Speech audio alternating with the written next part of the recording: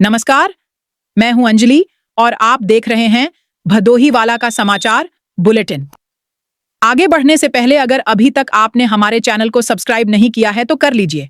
अब आप हमें अपनी खबरें सीधे हम तक भेज सकते हैं। नीचे दिया गया व्हाट्सएप नंबर नोट कर लीजिए।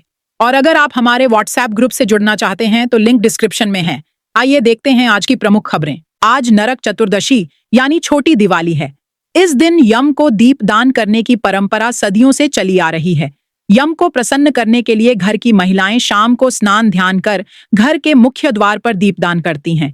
वहीं व्यापारी प्रतिष्ठानों के बाहर दीप जलाते हैं। यह दीप सरसों के तेल का होता है जो 1 से 1.5 घंटे तक मिट्टी के दिए में जगमग तरीके से जलता है। भदोही सुजातपुर निवासी आचार्य शरद पांडेय ने बताया कि छोटी दिवाली रविवार को मनाई जाएगी। इसे नरक चतुर्दशी भी कहा जाता है। इसे सौंदर्य प्राप्ति और आयु प्राप्ति का दिन माना जाता है। घर की बड़ी बुजुर्ग महिलाएं शाम को स्नान कर दक्षिण मुख करके सरसों के तेल का दीपक जलाती हैं। यह दीपक घर के मुख्य चौखट पर जलाया जाता है। इससे घर की नकारात्मकता दूर होती है। इसीलिए छोटी दिवाली पर यम को दिए जलाने का प्रावधान है। बताया कि छोटी दिवाली के दिन भगवान श्री कृष्ण की उपासना भी की जाती है, क्योंकि इसी दिन उन्होंने नरकासुर नाम के राक्षस का वध किया था। मंडी और महंगाई को धता बताते हुए धनतेरस पर कालीन नगरी में लोगों ने जमकर खरीदारी की। व्यावसायिक संगठनों के पदाधिकारियों के दावे के अनुसार 240 करोड़ रुपए का कारोबार हुआ, जिसमें बाइक और मोबाइल की खरीद सबसे ज्यादा हुई। मोबाइल विक्रेता खान ने बताया कि 10 से 15 हजार रुपये के बीच की मोबाइल की मांग रही। पहली बार दुकान पर सुविधाओं के लिए ग्राहक को अधिक समय लगा है। नगर उद्योग व्यापार मंडल गोपीगंज के नगर अध्यक्ष श्रीकांत जायसवाल ने बताया कि इस साल कुल नगर में 24 करोड़ रुपए की खरीदारी हुई।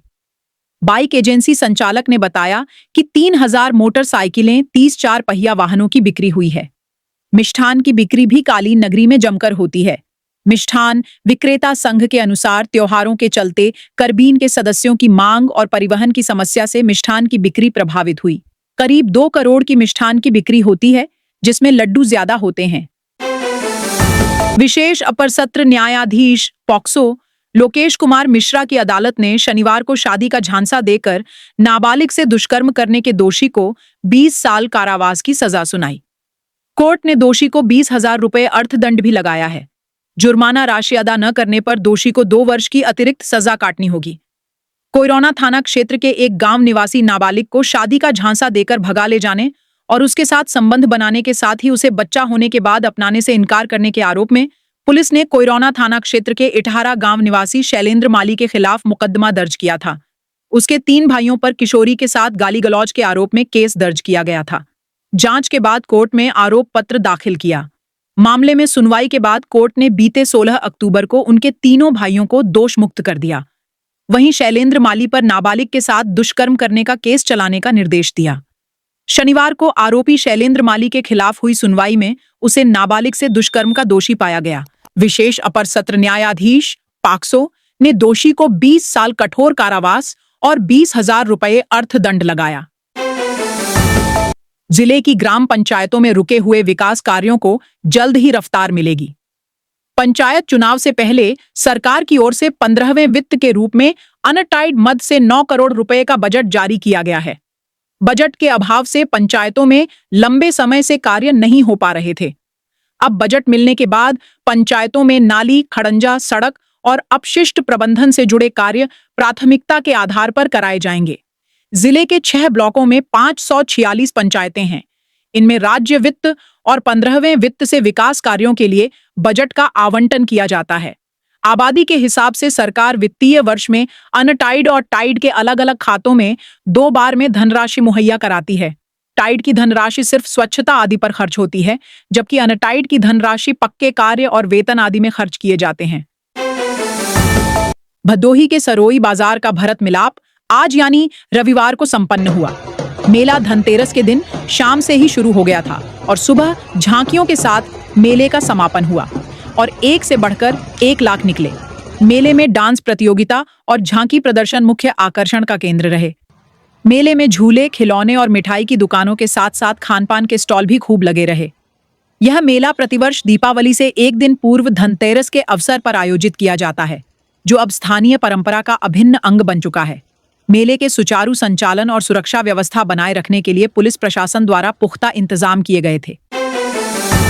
जिले की तीनों तहसीलों में शनिवार को आयोजित संपूर्ण समाधान दिवस में कुल 73 मामले आए, जिसमें से 15 का निस्तारण किया गया, जबकि लंबित 58 मामलों के निस्तारण के लिए टीम गठित की गई। 73 में से 60 शिकायतें राजस्व, पंचायत, विद्युत निगम और जल निगम से संबंधित रहीं। राजस्व की शिकायतों को लेकर डीएम शैलेश कुमार ने नाराजगी जताई। एसडीएम, तहसीलदार और नायब को लंबित मामलों के निस्तारण का निर्देश दिया। ज्ञानपुर तहसील में डीएम शैलेश कुमार और एसपी अभिमन्यु मांगलिक ने समस्याएं सुनी। डीएम ने जिलाधिकारी अधिकारियों को सख्त हिदायत दी कि शिकायतों का निस्तारण मौके पर जाकर करें, शिकायतकर्ता से बात करें, स्पष्ट रूप से रिपोर्ट लिखें, कागजी खानापूर्ति न करें। इसमें किसी भी स्तर पर लापरवाही बर्दाश्त नहीं की जाएगी।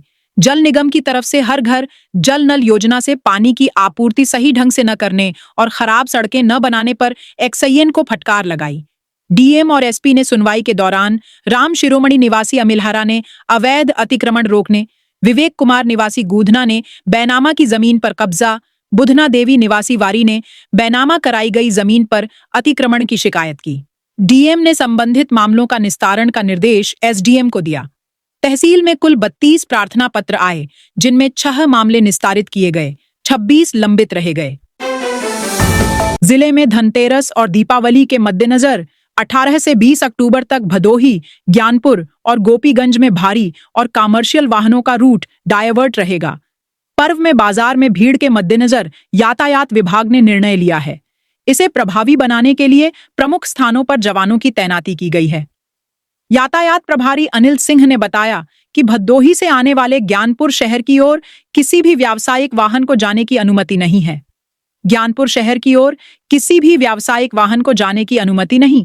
व्यावसायिक वाहन हॉस्टल चौराहा से जोरई और असनाव की ओर जाएंगे। ज्ञानपुर शहर और किसी भी व्यावसायिक वाहन को जाने की अनुमति नहीं है। लखनऊ तिराहे से भारी वाहनों को मुख्यालय मार्ग एवं दुर्गागंज रोड की ओर डायवर्ट किया गया है। गोपीगंज जाने वाले वाहनों को नई बाजार मार्ग से गोपीगंज की ओर डायवर्ट किया गया है। दुर्गागंज तिराहे से व्यावसायिक वाहनों को कस्बे में प्रवेश की अनुमति नहीं है। गोपीगंज की ओर से आने वाले वाहन दुर्गागंज तिराहे से मुख्यालय की ओर जाएंगे। गोपीगंज में कठौता कट से गोपीगंज कस्बे की ओर से किसी भी कमर्शियल वाहनों के जाने की अनुमति नहीं दी जाएगी। गिराई दानूपुर मार्ग से गोपीगंज शहर में किसी भी व्यावसायिक वाहन को प्रवेश नहीं दिया जाएगा। इसी तरह झिड़िया कट से गोपीगंज कस्बे और ज्ञानपुर से जाने वाले व्यावसायिक वाहनों को फूलबाग से हाईवे की ओर डायवर्ट किया गया है। भदोही के राजपुरा चौराहा, एकमा तिराहा, पकड्ढी तिराहा से भदोही शहर में कमर्शियल वाहन नहीं जाएंगे।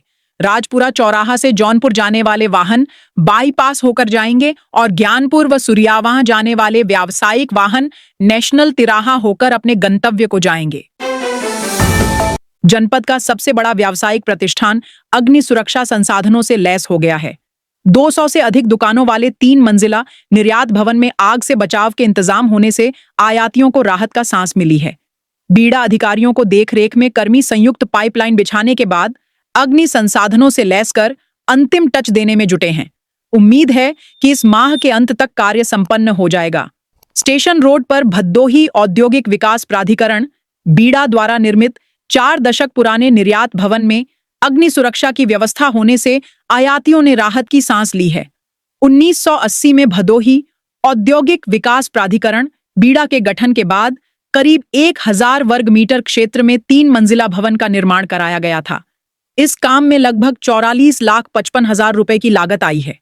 आज के बुलेटिन में इतना ही। कल फिर मिलेंगे। तब तक के लिए नमस्कार।